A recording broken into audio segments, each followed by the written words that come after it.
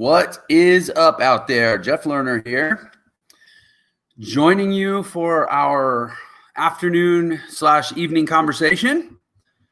Another live stream. So what are we going to talk about today? I know. You don't know yet, but I'm going to tell you. First of all, let me say hello to many of the wonderful people that are joining me. Already quite a few popped up on Instagram. Appreciate everyone being here. And honestly, so many people come on now. It scrolls so fast, I can't even keep up and say hi to everyone. But yes, to state the obvious, I made it. I'm here.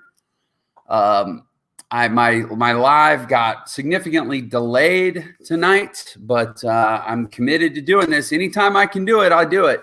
Unless I have truly no internet or some other kind of catastrophe.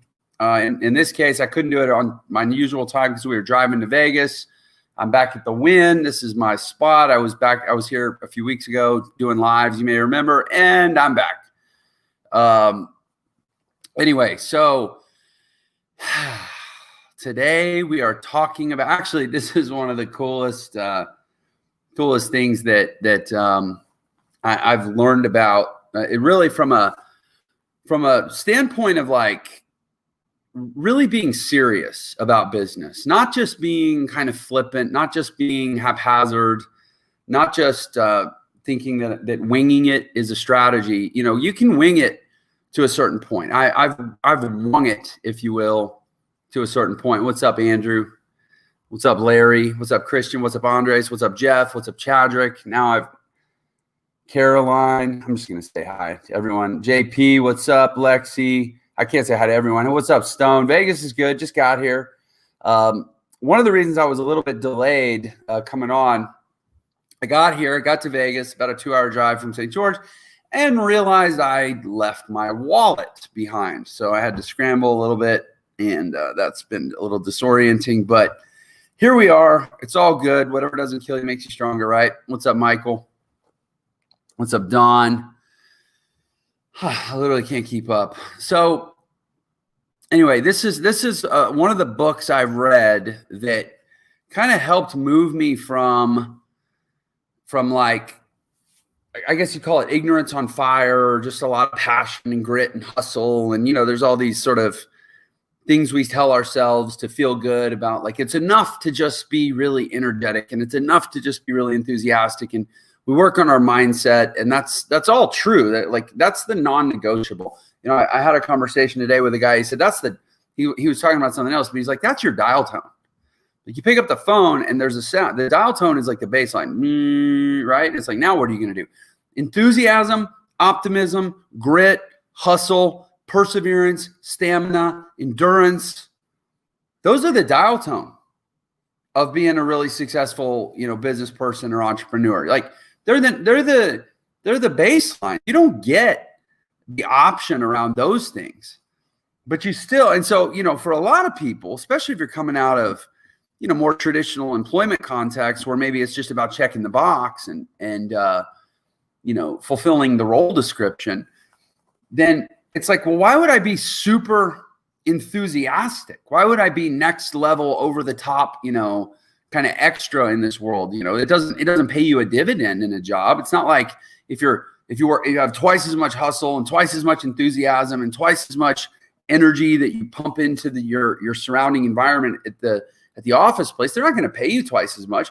Your boss will appreciate it to a point. Don't get too extra. You might disrupt the culture. But, you know, if you've got a level 3 or a level 4 or a level 2 culture, they don't want you to go too far above. You may be allowed to carry yourself to one level above. I'm using the 5-level framework from Tribal Leadership, which is an amazing book. But you're only allowed to be like one level above your workplace. If you're 2 levels, 3 levels above, it's like showing up overdressed at a party or something. You don't fit in, and it's not an asset.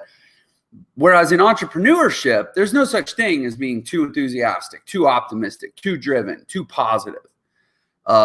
You can be naive, but the people say, "Oh, well, you also have to be a realist." Well, you can be incredibly positive and incredibly enthusiastic and incredibly realistic. Trust me, I know. I am. It's something I do reasonably well. But my point is, once you get to the place where you've got the basic level of enthusiasm, which, don't get me wrong, it's going to seem ridiculous to a lot of the people around you because most people in this world just aren't that enthusiastic. But once you get enthusiastic enough, which, by the way, if you want to know what enthusiastic enough looks like, I don't know if I look like it, but I do my best to model it. Like the level of energy and drive and intensity that I try to embody and that I try to demonstrate is at least my best approximation of how optimistic and enthusiastic and passionate and driven and willing to work and energized you actually have to be. And so, I guess if nothing else, I can be a starting point, right? But once you've got that, then what? Is it just bring the heat, just be, energized and move a lot? No, there's so much more that has to go on top of that. Then you have to begin your education, right? Then you have to start developing the skills, developing the processes, the understanding of the systems, everything that goes into being a better business owner. Business ownership. This, honestly, if you could define the fundamental gap in traditional education, it's that they teach skills that are peripheral to business ownership. They might teach some marketing. They might teach some writing. They might teach some production, video production. I'm talking like media and marketing type of endeavors. They might teach some of the skills that you want to wrap around your enthusiasm and your personality and your passion, but they don't teach the personality and the passion itself. That's one problem. But also, they don't actually teach you how to run a business. They don't teach you how to run a business. I was a finance minor in college. Admittedly, I didn't get an MBA. I didn't go through all the business classes, but I took enough business classes, and more significantly, I was around enough business students. Again, if you know my story, I was a jazz piano and music composition major, but I was also a finance minor. I took managerial accounting. I took financial accounting. I took, management classes. I took, finance, kind of like 101 level finance classes. I think I had to take 24 hours of finance courses. And so that was in the business school. I was around business majors. I'll tell you this, none of them, at least at the college level, none of them knew, and it's because none of them were being taught how to run a business. Now, I'm almost tempted to say it's because you can't actually be taught how to run a business, how to be a true entrepreneur, except that my company, Entre Institute, is in the process of cracking that code to change that, to say, actually, you can be educated on how to be a successful entrepreneur, but you have to completely alter the paradigm of what most people think of as education. It's not a lecture format. It's something that has to be woven into experiences and stuff that's personalized and stuff that's transformational. It takes so much more than just the typical professor lecture hall model of education to truly teach entrepreneurship. And so we're attacking it very differently. But I would say, based on the standard collegiate model, there's really a challenge teaching people how to be entrepreneurs, how to build a business. So again, that's the problem, is you have to take that on yourself. You have to have the basic enthusiasm, self-belief, optimism, and positivity as the dial tone. And then you, at least pre-Entre, and I would even argue still with Entre, you are very largely responsible for building your own curriculum and creating your own experience and forging your own path through learning the skills. And so, for me, it's taken a long time. It's taken decades to couple together the right set of attributes, to be able to wake up in the morning very, very early and work hard for, sometimes 16, 17, 18 hours, if that's what it takes, to just be able to do that and not complain, because I believe that the ultimate goal is worth it. But the ultimate goal is only worth it if it's achievable. And to the average person, I should say the person who's not maybe done this work and turned this corner, the outcome doesn't seem believable. So there's no way to use the outcome to justify the amount of effort that's required. But it's not an issue of the ends justifying the means. It's an issue of not having enough belief that the ends are even possible or probable, and thus they're not sufficient justification for the means. If you wake up every day at, let's say 4 o'clock in the morning, somebody says, listen, all you got to do is for 2 years, you got to work 18 hours a day. And it's got to be smart work. It's got to be organized work. It's got to be measured and tracked work. It's got to be very systematic and strategic, but it's going to be 18 hours a day for 2 years. But at the end of those 2 years, you're going to have, $20 million. You're going to have total freedom and flexibility. You're going to have your dream house. Your family's all going to be well cared for and happy and healthy and thriving. And your life's going to be a dream, but it's going to be 2 years for 18 hours a day or 5 years. There's people that if they had the guarantee, if they had some sort of assurance, if their life was already sitting in an escrow account and they had some kind of I don't know what you call it, like a contract for deed that they can execute at the end of the period to get that life, like they knew that life would be delivered to them upon completion of the contract. There's people that would do the 2 to 5 years or 3 years or whatever it was, right? But what if there's no contract? What if there's no guarantee? What if the only thing that you have is your ability to create your own insurance policy? Babe, are they gonna make me put this on to come in here? We have room service being delivered. I might have to put my mask on depending on their. Okay. So you have to create your own insurance policy, your own security, your own certainty that's as assured as a legally binding contract. If you can create an outcome that feels as real and secure to you as if it were guaranteed through a contract and going to be delivered by someone else, then you have the same level of confidence in the outcome, which means you have the same level of rationale for doing that amount of work. So again, let me reconstruct this scenario. Somebody comes to you and says, okay, 18 hours a day for 2 years, but at the end of it, you're guaranteed whatever, $10 million, right? And it's written in a contract, it's legally binding, it's enforceable, and you're going to get it, right? So then you'll do the work. But then somebody says, okay, wait, there's no contract. You need to actually create contract level security, contract level confidence, but it's going to be through your own efforts and your own belief in yourself. That's where the breakdown happens, right? In other words, people will do the work if they have the confidence in the outcome.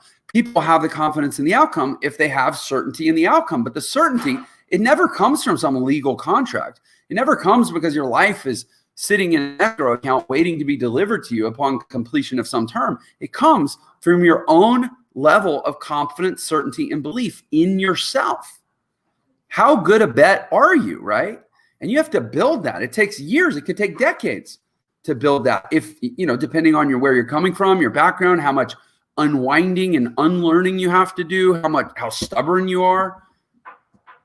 You have to know, JP just said it, you have to know that it's coming. But if you know that it's coming, if you believe that you're as certain a bet as a legally binding contract, then you'll do the work. There's almost no amount of work you won't do to achieve your goals. So for me, the way I've sort of, I guess, edified myself to the point where it's like, I really believe, I believe I can do it, and thus I'll do it, has been through self-education. Right. And there's a long way of getting to the point, which is that I read this book, this amazing book called The Bezos Letters. And this is inside the inner workings of the mind of the person who's built the most successful, arguably the most successful company in the world. And he certainly is the richest man in the world. This is Jeff Bezos. Right. And I interviewed on the Millionaire Secrets show, which definitely, this is an episode worth watching. It's, Steve and Karen Anderson are the authors of this book called The Bezos Letters. And sorry, somebody said something that was kind of distracting. They're the authors of this book, The Bezos Letters. And what The Bezos Letters does is it analyzes Jeff Bezos's first, I want to say 14 or 15 annual shareholder letters to Amazon investors from the first 14 or 15 years of Amazon's existence. And you get a window into the mind of someone who was playing such a big, such a long game. It is not an accident that this guy's built a $1 trillion company, close to $1 trillion company. That's not an accident. You could see the seeds being planted and the foundational concepts that are still the base of Amazon today, they were being worked through when Amazon was a couple $1 million a year website that sold books, and that's it. He was already building it with the end in mind. Such an insanely huge vision. That's what's so powerful about this book, because it articulates it, it explicates it in great detail. And frankly, there's a lot in there that you can kind of reverse engineer and apply to yourself. But for it to be relevant, it requires the same type of huge thinking and insane confidence that Jeff Bezos was able. See, here's the thing. I don't know if he was that confident, but what we know from his letters and his actions is that he acted as if he was. You know, if courage is acting in spite of fear, I don't know, maybe confidence is simply acting in spite of insecurity. The reality is he might have been a terrified little kid inside, but his actions were as if he was undauntedly confident. And that is absolutely how you have to show up. So the thing that I wanted to extract from this book and share with you guys, one of the most powerful takeaways in the book, he talks about, and this was on the interview that we talked about it. It's the 3 questions that Jeff Bezos asks anyone before he hires them at Amazon. And he requires these questions to be asked of any potential hire at Amazon, particularly at the upper levels of management. First of all, he says, is this a person I'm going to admire? Do I admire this person? And this means for reasons other than their performance in the specific position. Like not, oh, does this CPA file the most perfect tax returns? That's not what he means. Is this person admirable? Does this person, I'm overwhelmed by something I just read. I'm going to share with you here in a minute. But does this person inspire admiration in me for deep, visceral human reasons, right? The next question is, will this person raise the overall effectiveness of any team that he joins? Will this person raise the average, right, in any team that we insert him into? Now, bear in mind, at Amazon, you're being inserted into teams of people who've already been vetted by these questions. So think about that. It's not enough to just be above average, because you're being put into a team that's already above average because everyone else was vetted with this question too. So you actually have to, one of the ways Amazon achieves constant and ever-ending improvement is every person has to be vetted such that they'll raise the average level of effectiveness of the team that they're being inserted to, which means every person needs to be better than the average of all the people that came before them on that team. So that it forces them to constantly be seeking higher and higher standard of people. And then the third question is, in what area could this be a superstar? He wants to hire people that have some sort of outlier ability or skill that they've developed. And he says if he doesn't have clarity on those 3 questions, he doesn't hire the person. So the reason this is so important, I think, is not because we're necessarily trying to build Amazon, but because there's so much we can learn about how Amazon was built that we can apply to how we build our own businesses and our own lives. And I want to suggest that we should apply these 3 questions to ourselves. It is a very humbling question to look at yourself and say, would I admire this person? If I met this person in other circumstances, would I really look up to this person? That's a tough question, right? And a lot of people will stop short of saying, yes, I would. Even if the answer is yes, I would, because they think it's arrogant to say, you know what, I've become a person, I've worked hard, I've done the work, I've evolved, I've nurtured myself, I've fed myself the good stuff to where now I'm able to put some of the good stuff back out into the world. I've done the work to become a person that I would admire.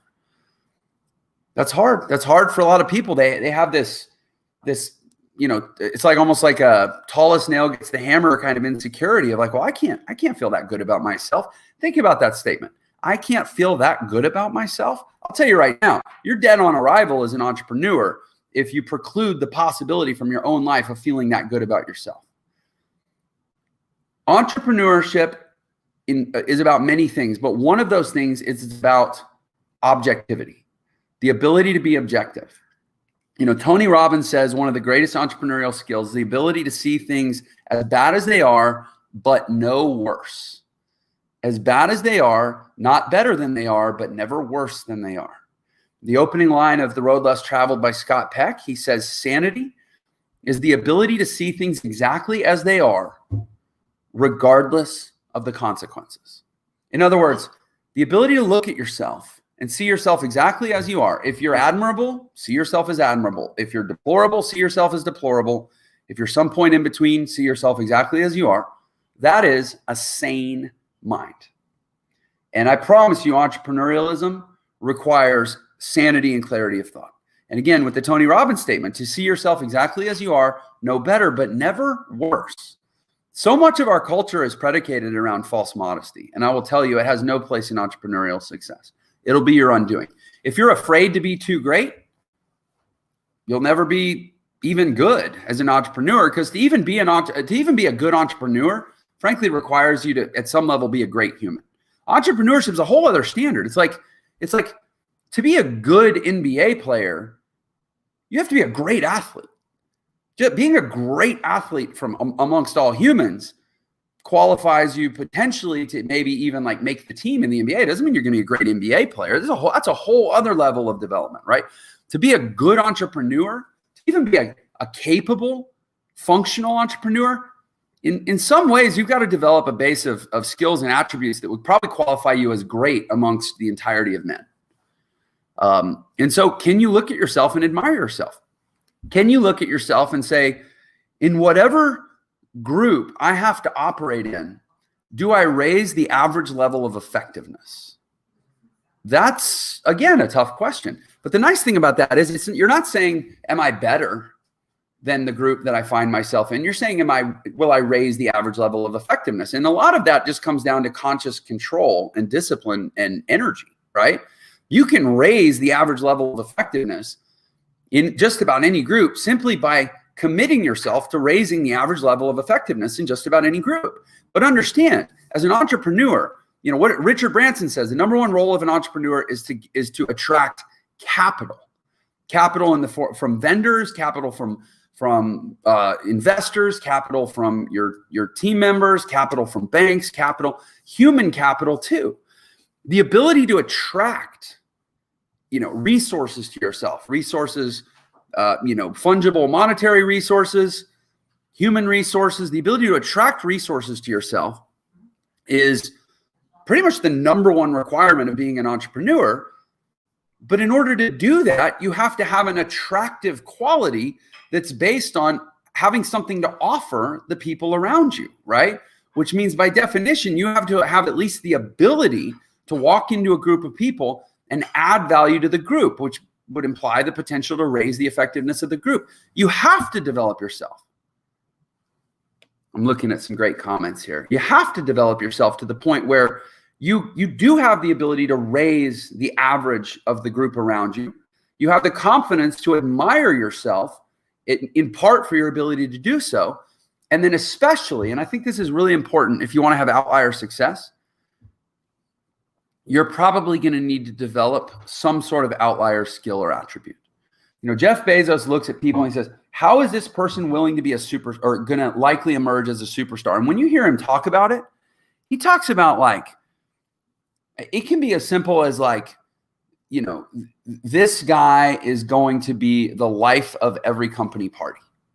This guy is going to win, I don't know, he's going to win the most, the stand-up when we do the variety show at the company party, this guy's hilarious. He's going to stand up and tell the best jokes and win the comedy award. When you hear him describe it, it's not about a skills line item on his resume related to the role description of the job that he's applying for. It's these outlier sort of esoteric personality traits that Jeff Bezos basically wants everybody at Amazon to be some kind of a crazy badass at something or in some way. Well, be honest. In what area are you likely to emerge as a superstar? In what area are you likely to emerge as a superstar? Now, look, talent, skill, aptitude, it's not all doled out equally. That's why there's no such thing as fair. Though, here's the thing, if the world was fair, it would actually be unfair because people that were exceptional would be penalized in the name of fairness. So get over that part of it. But the reality is that Everyone has the potential to develop as a superstar in some way. And that's what Jeff Bezos is really saying. He's not like, give me the rare, exceptional person who's got the ability to emerge as a superstar. He's saying, give me the person who's got the self-awareness, who's done the work on themselves to find their strengths, and they already know what part of themselves to lean into so that they can maximize their superstar quality. Have you done that with yourself? I'm telling you, I think this is a radically powerful and simple template for maximizing your own potential in this world. Are you someone that you would admire? Do you raise the average level of effectiveness of any group that you enter into? And have you identified the lines along which you can develop into a superstar? I think I'm going to leave it at that, honestly. In fact, I'll even give you some rhetorical homework. You don't have to turn it in, but the rhetorical homework is write down those 3 questions and do a brutally honest self-evaluation. Do you admire yourself? Do you raise the average level of effectiveness of any group that you walk into? And are you emerging as a superstar along some defined line? If so, you're on your way. If not, it's fine. You got some work to do. All right. Appreciate you guys. I'll catch you tomorrow. Take care.